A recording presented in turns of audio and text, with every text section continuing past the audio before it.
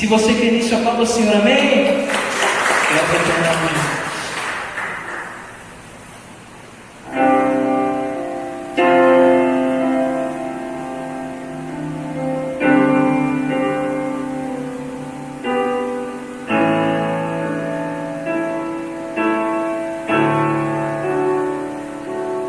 Digno de glória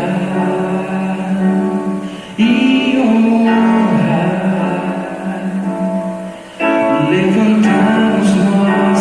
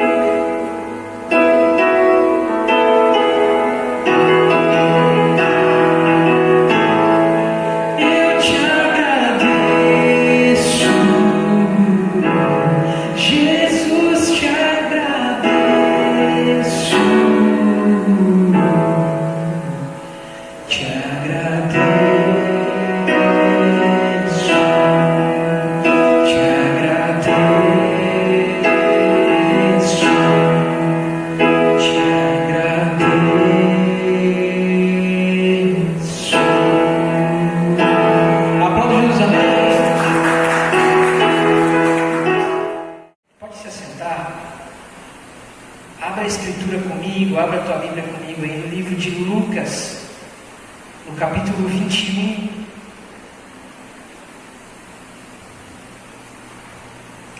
A partir do verso 5.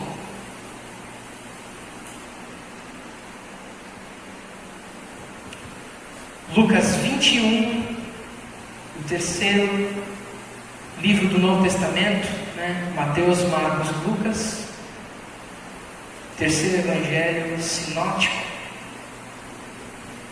No capítulo 21, a partir do verso 5. Enquanto vocês vão abrindo aí, nessa semana, quando eu coloquei os pedidos de oração, né, os motivos de oração, para que nós colocássemos no nosso devocional, eu coloquei lá uma recomendação que eu senti que devia fazer, né, em relação ao cuidado mental e emocional que nós precisamos ter no momento que nós estamos vivendo. E eu disse aqui, meus irmãos, de coração aberto, de peito aberto, porque todos nós precisamos entender que a gente tem limites, né? Então, deixa eu te contar algo que nós fizemos nesse fim de semana. Nessa semana eu disse para a Camila que o sábado, esse sábado especificamente, que não são todos, seria um sábado para descanso exclusivo nosso. Então, nesse sábado eu não atendi ninguém, nesse sábado, porque costuma acontecer, geralmente a gente atende irmãos no fim de semana, como eu trabalho de fim de semana é o tempo que eu uso para isso. Então, a única coisa que fiz efetivamente foi estudar, tirei um tempo bom de estudo ali, nós fomos andar um pouco, porque isso faz bem para a coluna da Camila, compramos o que tínhamos que comprar no mercado e nós aproveitamos a companhia um do outro, durante um dia inteiro. Eu fiz um Shabat legítimo. E eu vou dizer para os irmãos, é importantíssimo que você faça isso. Nós tiramos um bom tempo de leitura das Escrituras, acho que nós ficamos quase umas 3 horas lendo a Escritura à noite, anotando. Nós não lemos a Escritura rápido, porque nós marcamos texto, anotamos. A gente tem uma Bíblia de anotação, que a gente combinou desde que comprou ela, que seria para os nossos filhos um dia. Então a nossa leitura anual, eu faço anotações e comentários, e nós escrevemos juntos ali. E um dia nossos filhos vão ler. Independente de quando é que nós partirmos, eles terão ali exatamente aquilo que os pais creem e toda a orientação para eles. E aí nós fizemos apenas isso. Nós tivemos o nosso culto ao Senhor e descansamos. Não me deixei ser sobrecarregado pelas ansiedades que não me deixam parar de pensar nas responsabilidades que eu tenho. Eu precisava fazer isso. E você precisa também. Amém? Antes de entrar na mensagem, eu preciso te dizer isso. Por quê, irmãos? Porque além do tempo corrido que nós temos, nós vivemos uma época de sobrecarga de informação. Se eu não me engano, foi o Augusto Cury que falou que hoje uma criança de 8 anos tem mais informação por aquilo que ele vê nas redes sociais do que um rei da antiguidade teria. Olha isso. Quantidade de informação não significa conhecimento desenvolvido, mas quantidade de informação. E aí você passa uma semana, dali a pouco fica sabendo que um conhecido faleceu pelo Covid, que o outro está entubado, que o irmão do fulano de tal, que é teu conhecido, está assim, que não sei quantas pessoas perderam o emprego. E quando eu digo isso, irmão, eu não estou falando que você tem que ficar alheio ao mundo, mas entender seu limite. Teu coração não vai conseguir abraçar tudo.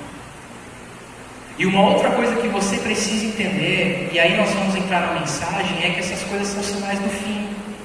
Então a nossa forma de trabalhar a fé no momento que nós estamos vivendo é olhar para a Escritura e entender que o momento que nós vivemos faz parte de toda uma história que Deus está escrevendo e que Ele não perdeu o controle dessa escrita, que Ele vai terminá-la. Amém?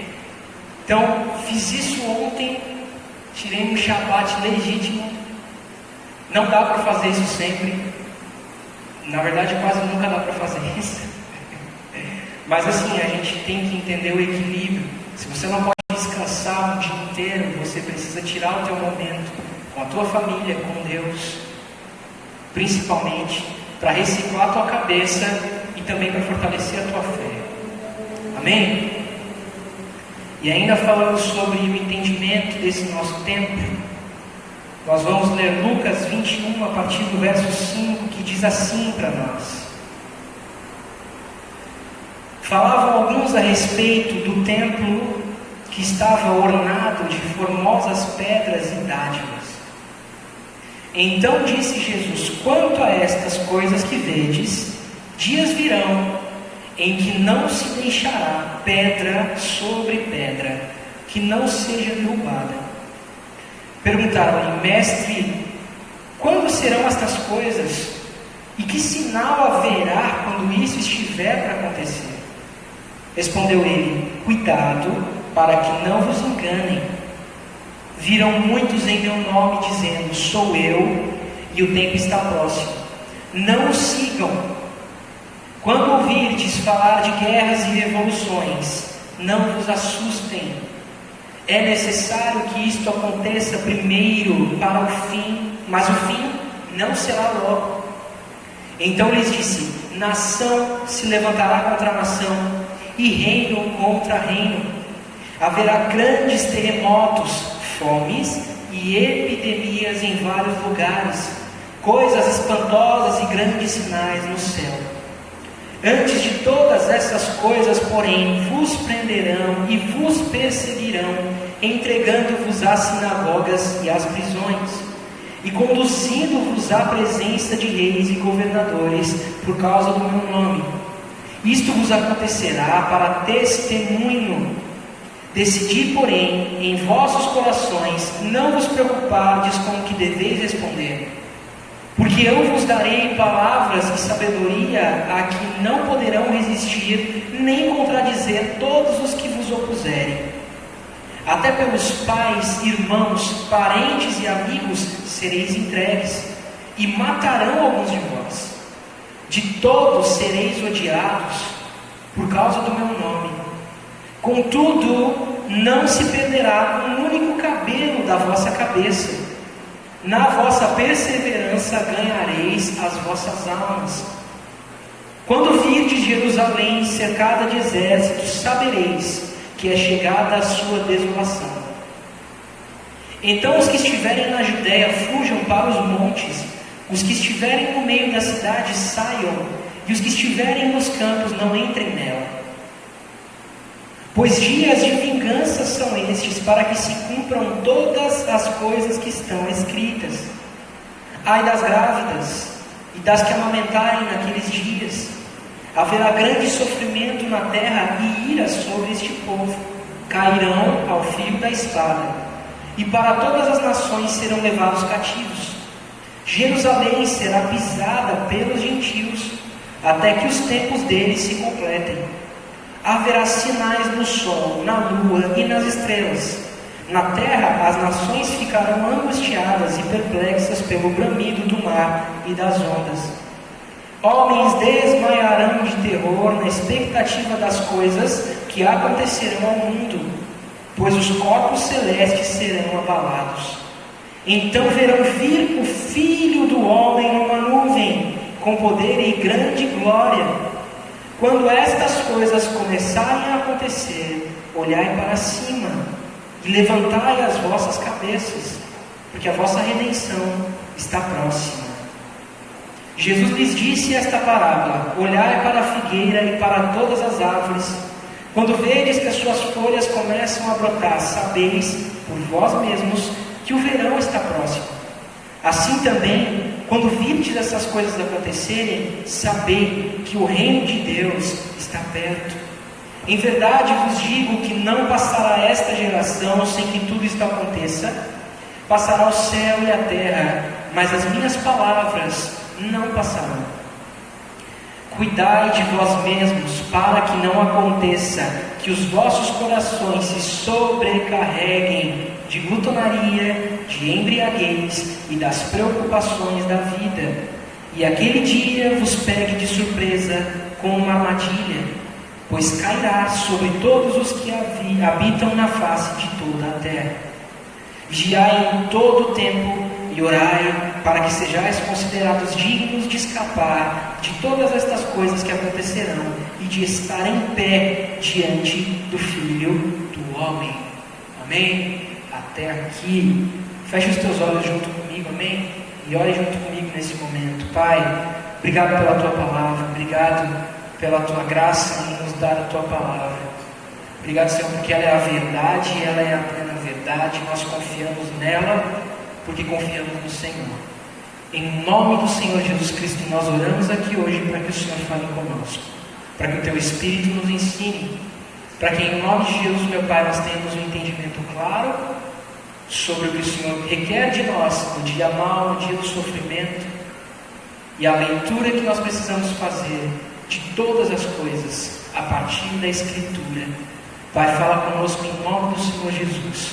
Amém e amém.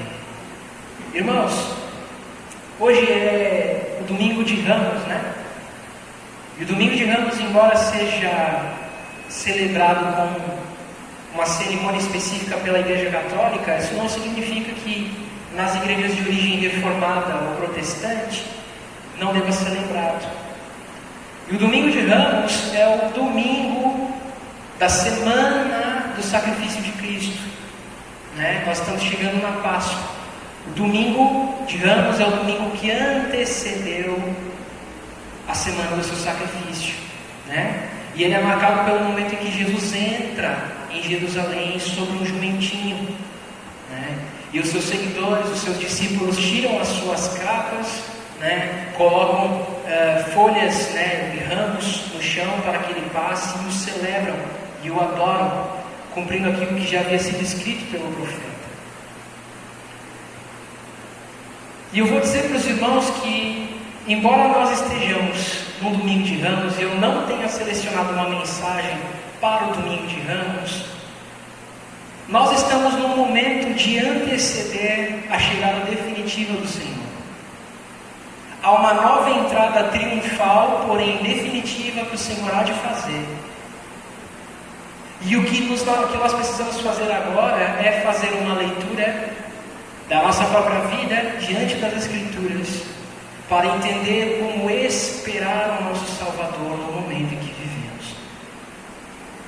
E embora desde o momento em que Ele ascendeu aos céus, nós estejamos vivendo os últimos dias, e essas dores que nós vemos hoje já tenham sido passadas por nossos irmãos, isso só significa que a nossa expectativa tem que ser sempre a mesma, independente de quanto tempo há em que o Senhor há de voltar, porque Ele pode vir amanhã de manhã, porém Ele pode vir daqui uma semana, porém Ele pode vir daqui 10 anos, e Ele pode vir mais tempo ou menos tempo do que isso. Mas Ele vem. Ele vem, e o maior sinal da sua vinda, Ele não nos deu saber pela data em que vem, mas pela forma como o mundo caminha. E é sobre isso que Ele fala nesse texto. Esse texto, irmãos, é o chamado sermão dos últimos dias, né? O sermão profético, o princípio das dores. E Jesus deixa aqui alguns sinais para nós sobre a sua vinda. E dentre esses sinais que o texto nos mostra estão os seguintes: primeiro de tudo, falsos profetas. Falsos profetas. Ele diz lá no versículo 8 o seguinte: olha, cuidado para que não vos enganem, virão muitos em meu nome, dizendo, sou eu e o tempo está próximo, não os sigam. Né? Então, desde aquele momento, Jesus anuncia para os seus discípulos que falsos profetas viriam, e eu vou dizer para os irmãos que existem falsos profetas desde a igreja primitiva. Existe um espírito de engano, existem pessoas enviadas por Satanás, eu diria também, a todo custo, tentando enganar o povo de Deus desde que o mundo é mundo, e em especial desde que o Messias veio. E falsos profetas então são o primeiro sintoma do fim dos tempos. Isso pode parecer estranho, porque quando nós falamos sobre sintomas dos fins dos tempos, a primeira coisa que vem à nossa cabeça são as catástrofes. São sinais pelo mundo de desastres naturais, terremotos e coisas do tipo. Mas falsos profetas também causam dor e sofrimento. Porque enganam para corromper, enganam para consumir E por isso Jesus alerta: olha, virão homens que dirão eu sou, que vão dizer para vocês que eu voltei, que vão dizer para vocês que eles têm uma data exata, que eles têm um período exato, que há uma leitura exata sobre a data em que eu venho e a forma como venho. Não acreditem neles. Então, se você conhece falsos profetas, saiba que eles também são um sinal do fim. A apostasia, a corrupção da essência da fé dos cristãos é também um sinal do fim. Então, falsos profetas são o primeiro sintoma que Jesus dá. O segundo sintoma são guerras e revoluções. Olha só o que diz no versículo 9: quando ouvirdes falar de guerras e revoluções, não vos assusteis. Aí ele ainda dá sequência: é necessário que isto aconteça primeiro, mas o fim não será logo. Então lhes disse: nação se levantará contra nação, e reino contra reino. Gente, deixa eu dizer algo para vocês. No momento em que Jesus disse essas palavras, naquele momento da história de Israel vivia a Pax Romana. O que era a Pax Romana? Era um tratado forçoso de paz de Roma sobre todos os países e regiões sobre as quais ela governava. Então, havia uma paz forçosa porque, obviamente, Roma era intervencionista e era um estado que controlava as suas cidades dominadas. Era um império, não era uma república, era um império romano. Então, quando tange a revoluções, é porque a própria Roma mais tarde passou por guerras contra os bárbaros, ela passou por revoluções internas, ela passou por guerras e batalhas que foram quebrando o seu poderio. Mas não só isso, porque isso foi perdurando durante toda a história da igreja. Guerras e rumores de guerra e cristãos, por vezes, no meio desse caos, sem recursos e sem possibilidade do que fazer. E eu vou dizer algo para vocês: revoluções, não somente no que tange a guerra, porque hoje nós vivemos revoluções morais e mentais. Hoje, se o nosso país ele não vive um estado de guerra física, ele vive um estado de guerra moral. Ele vive um estado de guerra espiritual também. Porque no que tange aqueles que querem preservar os princípios eternos, nós seremos profundamente perseguidos por aquilo que fazemos. E não só isso, num nível linear, não é linear a palavra, liminar, mas subliminar também. Porque as mídias que nós assistimos, as músicas que nós escutamos, as ideias que nós vemos sendo propagadas pelos canais de mídia, por vezes estão encharcadas de ideologias que são desconstrutivas aos princípios de Deus. E eu já falei para os irmãos isso aqui em outros cultos. Isso já adentrou a igreja. Isso já adentrou muitas das nossas famílias. Isso já adentrou muitas das nossas escolas. Isso já adentrou muito das nossas relações, sejam elas de amizade, sejam elas relações de amor, sejam elas relações familiares. Então, guerras vão dizer respeito especificamente à nação contra a nação, a povo dividido, mas também a revoluções e propostas de mudanças severas e forçosas que não serão somente políticas, mas elas serão ideológicas e mentais. Isso também são sintomas do fim. No versículo 11 ele segue dizendo assim: olha, grandes terremotos, fomes e epidemias em vários lugares, coisas espantosas e grandes sinais dos céus. Então, o terceiro sintoma são as catástrofes naturais e possíveis problemas coletivos quase que inevitáveis. E aí, dentre os termos que ele usou, ele colocou terremotos, catástrofes naturais e epidemias. Irmãos, o coronavírus não é a primeira pandemia que o mundo enfrentou. Houve a peste negra. A peste negra foi na época de Martinho Lutero, inclusive. Existem escritos de Lutero registrando sobre as suas orações acerca de como auxiliar o povo do seu tempo. Houve a gripe espanhola no século passado. houve H1N1, houve gripe aviária, houve gripe suína, e não só gripes, mas outros tipos de problema que assolaram o mundo até que a gente tivesse descoberto alguma forma menos de conter. E são sinais dos fins. Sintomas dos fins.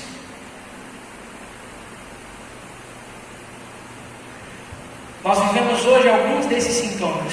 Nós temos um país dividido. E nem precisa ir na esfera federal. Você já percebeu que prefeito e governador não se dão? Mello e Leite, as decisões deles estão assim, opostas. Um entende que precisa abrir economia e, de certo ponto de vista, é totalmente entendível. O outro entende que tem que fechar tudo. E é complicado, eu não sei você, mas eu também não tenho salário para ficar em casa, eu preciso trabalhar. Então temo pela saúde, mas também temo pelo emprego. E essas guerras, embora a gente não esteja na linha de frente, a gente está no fogo cruzado. E essas guerras acontecem enquanto há um problema sério que de fato está matando pessoas. E se esse problema não for uma pandemia, esse problema é a fome. Então a gente nem sempre reflete no tamanho do caos que a gente está enfrentando, mas é extraordinário. Ele pode não ser o maior da história, e provavelmente não será. Mas o que se vê é o homem sempre exposto a si mesmo, insignificante, pecaminoso e mau em sua essência. Insignificante porque diante de um inimigo invisível, a sua vida pode acabar num instante. Mau porque consegue fazer guerra e tentar puxar a sardinha para si, em cima do caixão e do leito dos demais.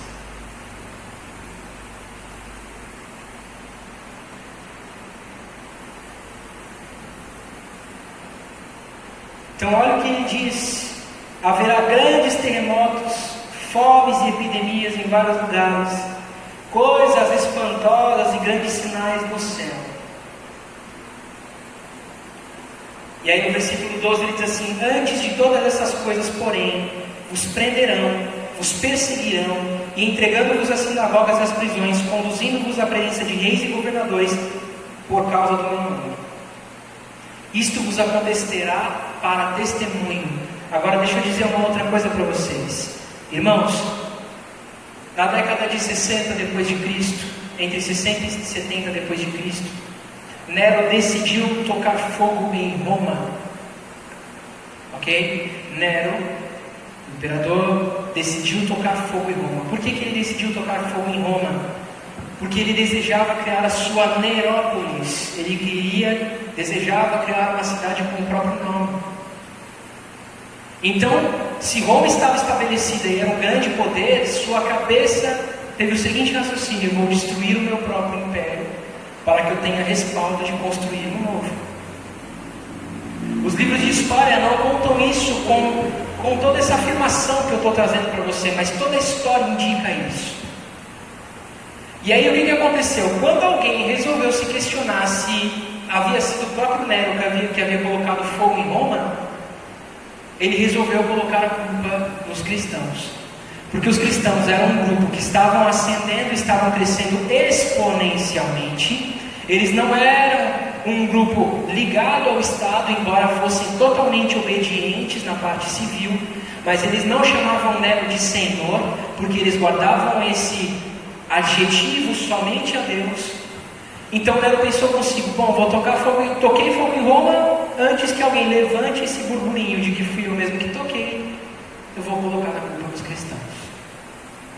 E a partir daquele momento, na década de 60 depois de Cristo, os cristãos foram severamente perseguidos. E essa perseguição causou o exílio de João, a morte do apóstolo Paulo, a morte do apóstolo Pedro e de boa parte dos demais apóstolos. Paulo escreve suas cartas das prisões, como nós lemos, porque a partir do momento em que Nero decidiu tomar essa atitude, nós fomos profundamente perseguidos, muito mais do que já éramos antes. Isso perdurou até por volta do século IV, quando Constantino resolve fazer com que a igreja se torne uma religião, fazer com que os cristãos se tornem uma religião livre, e não somente uma religião livre, ele ligou os cristãos ao Estado. E ali começou um outro sinal, porque nós não fomos mais perseguidos, mas a apostasia tomou conta da igreja. O poder corrompeu os bispos da época. E Constantino teve a possibilidade, inclusive, de intervir em coisas dentro da religião cristã, naquele momento. Então, momento após momento, a igreja teve que lidar com os sinais, e os fiéis, os remanescentes do Senhor, por uma situação ou por outra, acabaram sofrendo num mundo hostil. Hoje existe um quadro fortíssimo de perseguição, mas aqui no Brasil ele ainda é ideológico. Em outros lugares ele de fato é físico e incorre numa situação de vida ou morte. Mas então perceba bem que as notícias de Jesus não são muito boas, nem para os discípulos naquela época, nem para nenhum cristão na história, até nós, sobre o que viria a acontecer especificamente neste mundo. Mas deixa eu dizer algo para vocês. Olha o que ele diz no versículo 16: até pelos pais, irmãos, parentes e amigos sereis entregues, e matarão alguns de vós. De todos sereis odiados por causa do meu nome, contudo, não se perderá um único cabelo da vossa cabeça. Na vossa perseverança ganhareis as vossas almas. Deixa eu dizer algo para você. Nem um fio da sua cabeça cai sem que Deus permita. No Everton, Deus já permitiu um pouquinho mais. Estou brincando, Everton. Em mim, Deus permitiu crescer muito. Que meus cabelos crescem muito. Crescem muito rápido. Alguns outros aí talvez já estejam ficando carequinhas também. Mas Deus sabe qual a quantidade de fios de cabelo que está sobre a sua cabeça. E se por um acaso um deles cair, Ele permitiu e sabe bem por quê. Olha a profundidade do cuidado que Jesus diz para nós que Deus Pai tem conosco. Olha a profundidade do cuidado que o Senhor tem para com as nossas vidas. Portanto, sim, cristãos tiveram seu sangue derramado, na história tiveram. Mas deixa eu dizer uma coisa para você: a morte não venceu eles, assim como não venceu o seu Senhor. Porque se este corpo dessa natureza terrena falhar e morrer, ainda assim eles são promovidos na eternidade para sempre. Quem não se lembra da morte de Estevão em Atos capítulo 7, quando o Senhor Jesus, ele vê o Senhor Jesus levantar-se do trono para recebê-lo. Quem não se lembra da parábola dos talentos? Servo bom e fiel, o Senhor recebendo o seu servo consigo e o aprovando. E o tendo por vitorioso sobre a morte, sobre o inferno e sobre qualquer outra coisa que você possa pensar. O cristão é mais do que vencedor, não é porque ele não sinta dores, não é porque ele não chore às vezes. O cristão é mais do que vencedor, não é porque ele não se depare com a dor diante dos seus olhos, é porque nem mesmo o tamanho dessa dor vai poder pará-lo para sempre, porque ainda que ele venha a desfalecer, ainda que o seu corpo termine aqui na terra, o Senhor lhe deu uma vida eterna e um galardão eterno, e esse nada pode tirar. O pecado não segurará um crente liberto por Jesus, as angústias não segurarão um crente liberto por Jesus, as tentações e provações da vida não segurarão um crente liberto por Jesus, a morte não há de segurá-lo.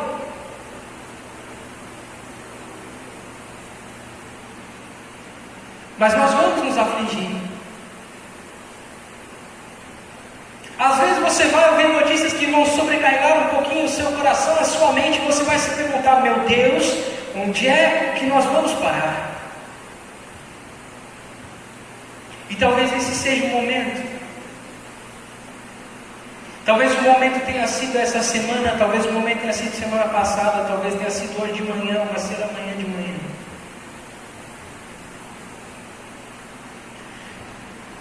Mas veja bem, no versículo 26 ele diz assim: homens desmaiarão de terror na expectativa das coisas que acontecerão ao mundo, pois os corpos celestes serão abalados. Então verão vir o Filho do Homem numa nuvem, com poder e grande glória. Quando estas coisas começarem a acontecer, olhai para cima e levantai as vossas cabeças, porque a vossa redenção está próxima. Então deixa eu dizer uma coisa para vocês antes de mais nada, irmãos. Por que esses sinais são necessários? Por que um cumprimento tão regular, tão constante desses sinais? Por que é tão necessário que o mundo veja o seu próprio padecer? Irmãos, isso é uma linguagem de Deus. Primeiro aos não crentes, segundo aos crentes. Aos não crentes, guerras, epidemias e catástrofes fazem parte de características que têm uma mesma origem. E essa origem é o pecado. E Deus sinaliza aos não crentes através da própria criação, conforme Paulo disse em Romanos capítulo 1, que Ele é Criador e que a criação está corrompida e portanto sofre. A dor expõe o homem à sua própria fragilidade e incapacidade, e de que ele precisa de Deus.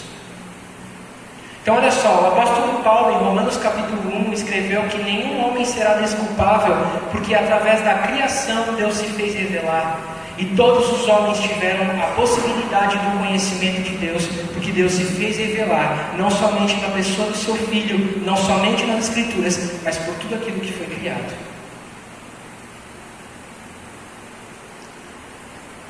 Então, quando nós vemos um mundo que sofre, nós vemos a consequência do pecado.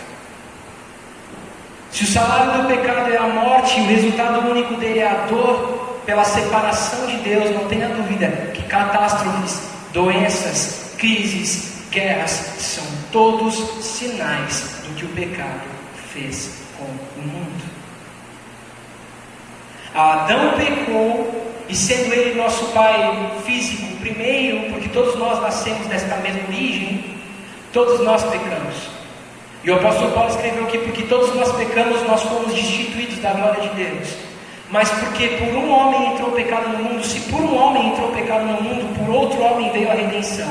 Porque o segundo Adão, que é Cristo, este não pecou, este obedeceu ao Pai e nos trouxe vida eterna em si mesmo, ao morrer naquela cruz e pagar o preço de morte para que nós pudéssemos ter vida. Mas essa vida que em parte se manifesta agora, ela será manifesta plenamente na eternidade. E se ela será manifesta plenamente na eternidade, é porque neste tempo presente ainda há corrupção e morte, portanto ainda há sofrimento. Então a linguagem de Deus para o descrente através do sofrimento é exatamente aquilo que C.S. Lewis dizia. Eu não me lembro exatamente os termos corretos que ele diz, mas ele falava o seguinte: Deus fala como um sussurro, e por vezes nós nos fazemos rebeldes e o nosso ouvido não quer escutar. Então Deus usa o amplificador do sofrimento para que nós possamos escutar o ribombar da sua voz. Então as dores do mundo são Deus permitindo ao homem enxergar em si mesmo aquilo que ele é e o que ele fez, e enxergar que somente em Cristo há salvação e redenção de todas as coisas. Porque se um governo promete solução sobre todos os problemas de uma nação, ele mente. Se uma ideologia promete solução sobre todos os problemas de uma nação, ela mente. Sábio é aquele que não se ilude desse jeito. Sábio é aquele que faz uma ponderação honesta sobre as coisas, acautelada, que só põe a sua esperança em um único homem, que é Deus e homem, Jesus Cristo Senhor. Amém? Então o sofrimento sinaliza para o mundo que sim, Deus está voltando, Jesus está voltando. Deus Pai enviará o seu Filho para buscar a sua igreja e que ainda há tempo de arrepender-se.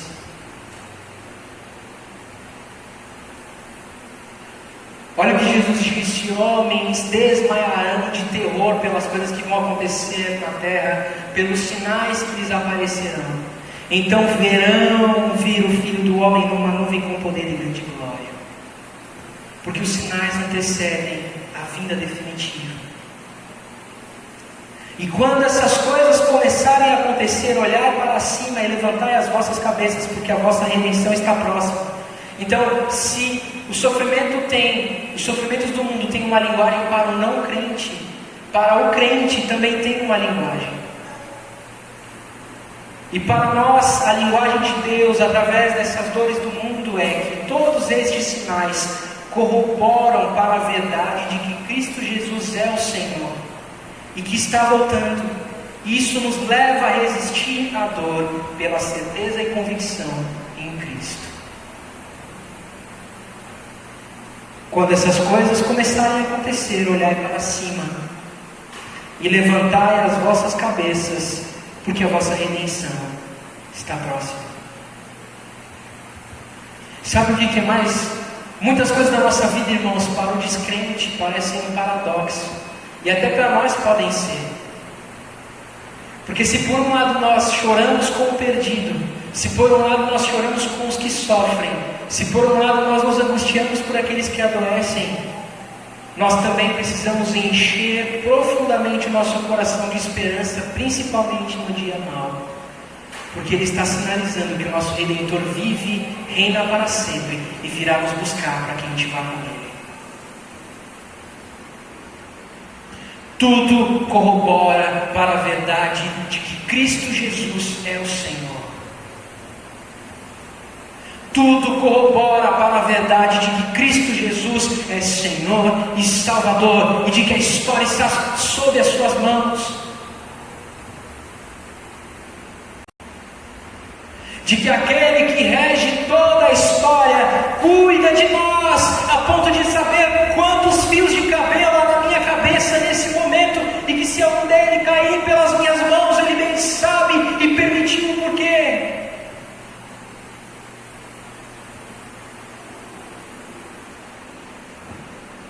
Portanto, eu sei que os dias têm sido maus, mas regozije-se no teu Redentor que vive e reina para sempre, porque Ele há de vir buscar a sua igreja e você faz parte dela. Porque você é importante para Ele, e se hoje nós sofremos por um momento, você é importante para Ele, e se hoje nos angustiamos por um momento, porque Ele há de vir nos buscar. Porque as lágrimas que você escorre hoje hão de ser enxugadas. Porque a dor com a qual você lida hoje vai cessar.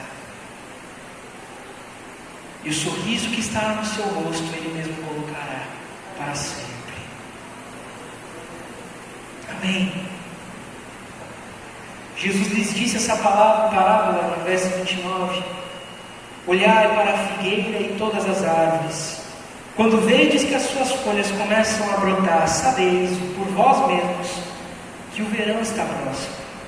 Assim também, quando virdes essas coisas acontecerem, sabei que o reino de Deus está perto. Em verdade eu vos digo que não passará essa geração sem que tudo isso aconteça. Passará o céu e a terra, mas as minhas palavras não passarão. Então deixa eu dizer uma coisa para você. Eu não vou entrar em termos muito técnicos, porque eu nem sou o cara mais recomendado para isso.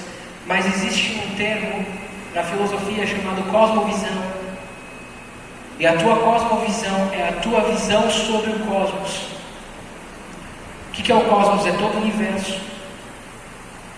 E a visão do crente sobre toda a vida vida, todo o universo e todas as coisas ao seu redor, ela só pode nascer a partir da Escritura. Se ele tentar ler a Escritura a partir de uma outra cosmovisão, ele corrompe o seu entendimento.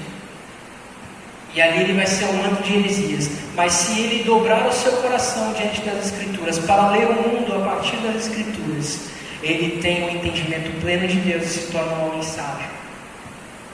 E por que eu estou dizendo isso para vocês?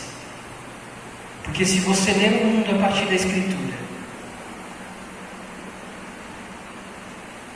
você verá que o pecado corrompeu o homem e a criação. Você verá que isso gerou dores e angústias e morte por todo o tempo em que a Terra existir aqui, por todo o tempo que nós estivermos nessa realidade. Você verá que só há salvação em Cristo Jesus. Você não terá ídolos, você não terá falsas esperanças, você vai ter uma esperança verdadeira, que é Cristo. E você vai nortear o seu viver e as suas atitudes, o seu ensino aos seus filhos e à sua família a partir da ótica do Evangelho. Entende? Então, quando essas dores aparecerem e elas estão diante dos nossos olhos, o que é que você vai fazer? O que é que nós devemos fazer? O que está escrito no versículo 28: quando essas coisas começarem a acontecer, olhai para cima e levantai as vossas cabeças, porque a vossa redenção está próxima. O que é que nós fazemos quando vemos angústia no mundo? Nós aguardamos o nosso Deus. Nós enchemos o nosso coração da convicção de que o Senhor está voltando. E portanto, sabe o que é que nós fazemos? Nós nos cuidamos.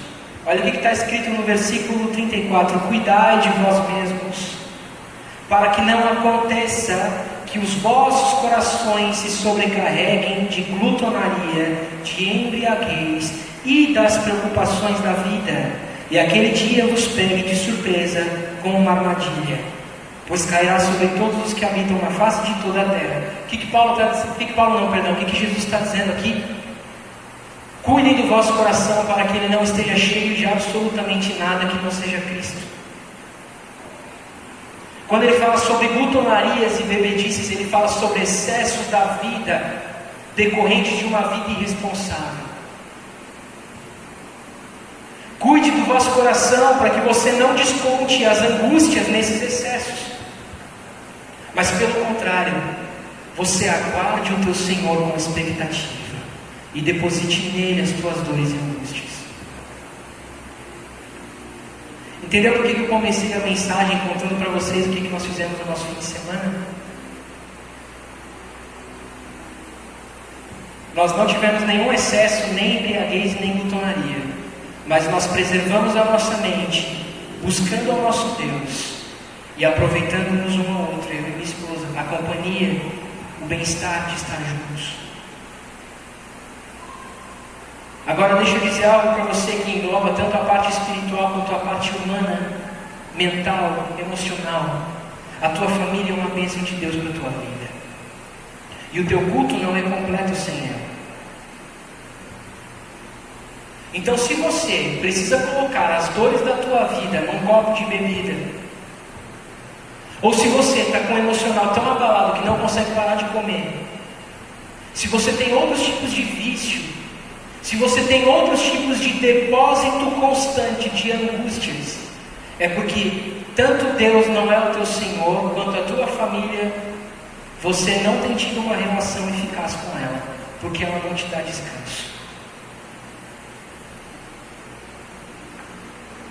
Você não consegue se cuidar com os meios que Deus te deu. Primeiro, porque você não se submete a Deus. E segundo, porque de alguma forma os meios que Deus te deu estão corrompidos no seu viver. Você precisa sim de descanso, e Deus já te deu todo o recurso para isso. Você precisa sim se cuidar, e Deus já te deu tudo para isso. Então quando ele diz assim: olha, não encham os vossos corações com a embriaguez, com a glutonaria, com os excessos, não se deixe ser ludibriado, não se deixe ser consumido pelos excessos dessa vida, mas guarde-se no Senhor. Cuidai de vós mesmos para que não aconteça que os vossos corações se sobrecarreguem de glutonaria, de embriaguez e de preocupações da vida. E aquele dia vos pegue de surpresa como uma armadilha. Já percebeu como algumas pessoas lidam com o trabalho? Tem gente que é o workaholic, né? Como usam o termo por aí, é o viciado em trabalho. E geralmente ele é viciado em trabalho porque ele não sente paz em outras coisas. Porque o trabalho dele faz ele se desligar da presença da esposa, dos filhos, das contas que ele tem a pagar em casa. E aí você pensa assim, isso é um hábito saudável. Não, isso é um hábito destrutivo. Ele está consumido e embriagado pelas preocupações da vida. Ele tenta de alguma forma apagar isso do seu próprio coração e da sua própria mente, mas ele precisa de Jesus. Ele precisa pôr essa casinha em ordem. Ele precisa organizar e reorganizar as prioridades. Ele precisa reparar com quem ele está faltando. Ele precisa reparar no altar da casa dele. Porque o dia do Senhor virá e virá sobre todos nós, e nenhum de nós deve ser pego de surpresa. Nenhuma das nossas casas deve ser pega de surpresa no dia em que o Senhor vier. Que terrível dor para um pai de família saber que o Senhor virá, e quando Ele vier, talvez só ele seja salvo, ou talvez nem isso, porque ele negligencia a sua família. Que terrível dor para uma mãe saber que seus filhos não estão salvos, e no dia em que o Senhor vier, pode ser que ela suba, mas eles não. Cuidem-se, cuidem-se, é a recomendação do Senhor para o dia mau. Aguardem a minha vinda, deixando tudo em ordem, guardem os vossos corações. Não deixe a ansiedade falar mais alto que a minha palavra. Não deixe a depressão falar mais alto que a minha palavra. Não deixe as quebras familiares permanecerem. Rompa os ciclos, peça perdão, dê o abraço que falta, coloque em ordem. Cuidem-se. Não se embriaguem, não usem de excesso. Não tenham a si mesmos por preciosos demais, mas tenham aqueles que vocês amam por preciosos. Quebrem o vosso orgulho. Cuidem da minha casa. Deixem a minha obra funcionando bem. Cuidem do necessitado, do órfão e da viúva. Cuide do teu irmão mais fraco, que chora e não sabe ainda ter consolo, nem mesmo pelas Escrituras, porque ainda não tem instrução suficiente. Cuidem-se. Cuidem-se. Cuidai de vós mesmos para que não aconteça que os vossos corações se sobrecarreguem de glutonaria, de embriaguez e das preocupações da vida. E aquele dia vos pegue de surpresa como uma armadilha, pois cairá sobre todos os que habitam na face de toda a terra. Vigiai em todo o tempo e orai para que sejais considerados dignos de escapar de todas estas coisas que acontecerão e de estar em pé diante do Filho do Homem. Mais uma vez, irmão, se você ler o texto todo, você entende o versículo. Amém? Quando Jesus fala aqui sobre escapar, não significa passar ileso sobre tudo. Significa vencer a tudo isso. Significa ser considerado pelo Senhor digno de entrar em seu reino, mesmo passando por tribulações. Amém? Se cuidasse a si mesmo, se cuidar de si mesmo, fizesse impedir de passar tribulações, nenhum dos apóstolos mortos teriam sido mortos. Nem a igreja primitiva teria sofrido o que sofreu. Eles passaram pela tribulação. Mas cuidaram-se da sua fé, cuidaram-se mutuamente, para que pudessem passar pela dor e serem encontrados pelo Senhor na eternidade.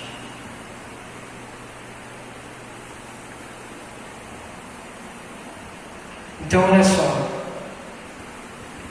como eu posso fazer isso? Se meu coração está angustiado, se minha mente anda profundamente cansada, se as minhas esperanças estão rompidas. Talvez algum de nós esteja se perguntando hoje: como eu posso me cuidar no estado emocional em que me encontro? Se as orações já não são mais as mesmas, se a comunhão com o Senhor não é mais a mesma, se a família já não é mais a mesma, deixa eu te dar uma boa notícia. O Senhor restaura tudo aquilo que está quebrado, porque Ele tem todo o poder. O Senhor tem todo o poder de restaurar toda e qualquer coisa que esteja rompida, seja a nossa comunhão com Ele, seja o nosso fator emocional, o nosso coração, sejam as nossas relações familiares, o que quer que não vá bem, o Senhor tem todo o poder para curar. O Senhor tem todo o poder de restaurar. Então o que compete a mim, Levi, compete a você fazer a tua parte. E o que é a minha parte? Se você sente que está distante de Deus por causa do pecado, você precisa se arrepender. Você precisa confessar nominalmente o seu pecado. Se o seu pecado envolve outras pessoas, você precisa confessar a essas pessoas. Você precisa reparar essas pessoas. Você precisa abrir o peito para dizer: eu sinto muito. Se a sua angústia não diz respeito ao pecado, mas diz respeito simplesmente a um coração que esteja profundamente cansado de tanto batalhar, com medo de sair de casa para trabalhar e voltar e trazer alguma doença para os filhos, e o que quer que sejam angústias comuns, você também precisa abrir seu coração diante de Deus. Ah, Levi, mas as minhas palavras não têm saído mais. Mas Deus não quer as suas palavras, Deus quer o coração que há dentro de você. Deus quer a tua oração efetiva e verdadeira. O que é que está dentro de você que precisa ser posto para fora?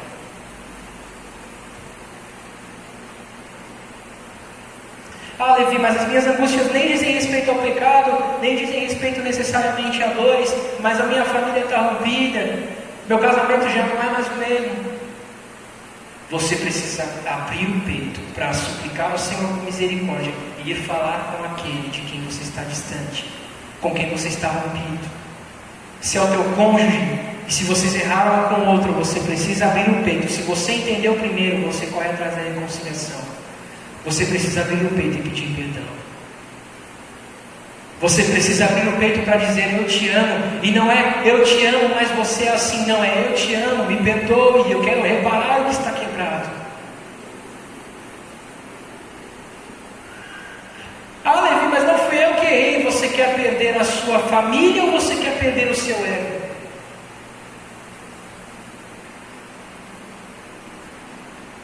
Escolha.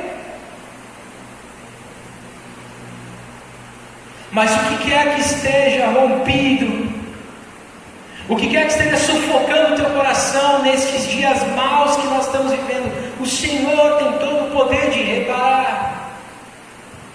Vocês precisam entender, e eu preciso entender, que nós precisamos cuidar de nós mesmos, e cuidar de nós mesmos é colocarmos a nossa vida diante de Deus e agirmos segundo a sua palavra.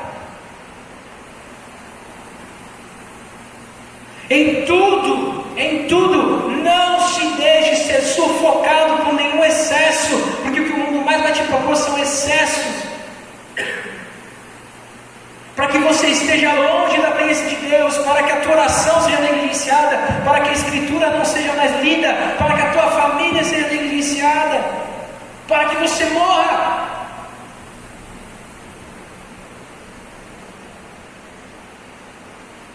E se a desolação está diante dos nossos olhos, ela só está para nos dizer duas coisas: nós só temos do Senhor.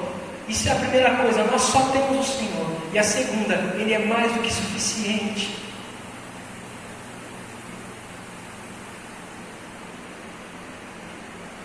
Então, se Ele é mais do que suficiente, cumpra a sua vontade.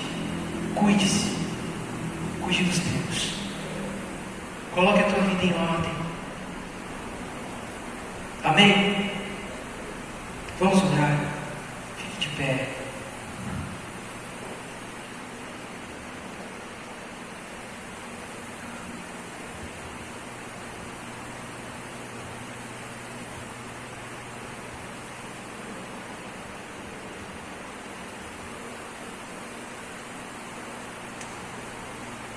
Se você precisa colocar algo diante do Senhor para ser consertado hoje, para ser reparado hoje, coloque agora.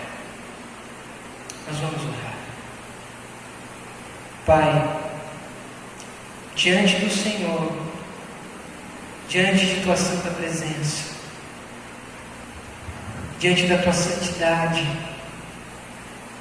que está conosco em todo o tempo, mesmo quando até mesmo nós nos esquecemos,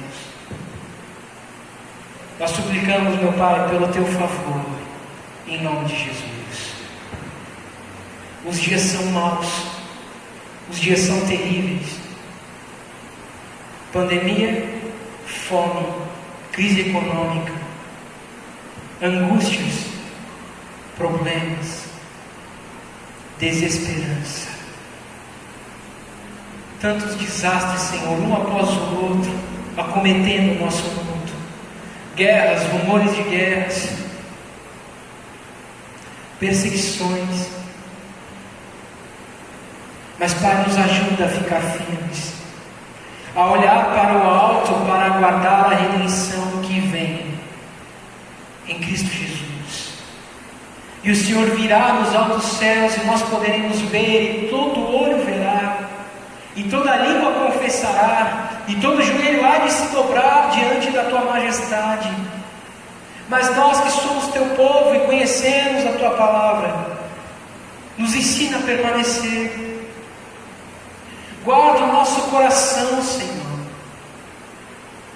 Senhor, nos tira dos excessos que talvez nós nos permitimos sem nem mesmo perceber.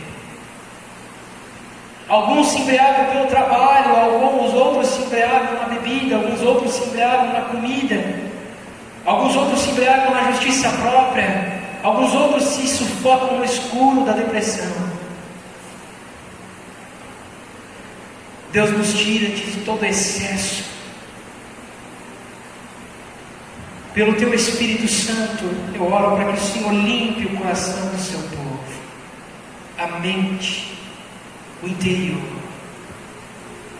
Nos arranca o nosso excesso, os excessos da nossa vida, nos limpa. Deus, se a angústia do Teu povo for por causa do pecado, nos perdoa. Eu não sei, meu Pai, o que está no coração do Teu povo, o que está no coração dos meus irmãos, mas eu peço o Teu perdão sobre nós, o Teu povo. Limpa-nos, meu Deus, a ponto de que sejamos alvos como a neve, brancos como a neve, vestes limpas, vestes sem mancha. Nos dá força, Senhor, para reparar as pessoas com quem um dia possamos ter faltado, para consertar as coisas quebradas que nos geram angústia e desesperança.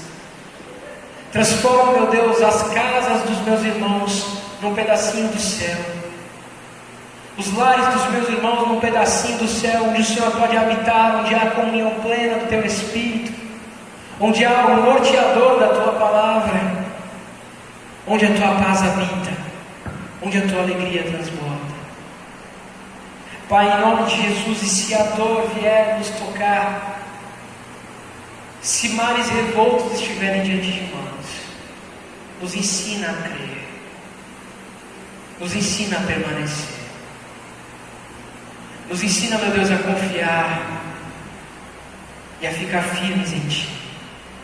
Em o nome do Senhor Jesus, nos ajuda, nos guarda, meu Pai, na Tua presença. Transborda o nosso coração com a Tua paz e com a Tua alegria. E glorifica o Teu nome, meu Deus, em nosso meio, no meio do Teu povo. Em nome de Jesus nós oramos assim, Senhor, e Te agradecemos. Amém e amém.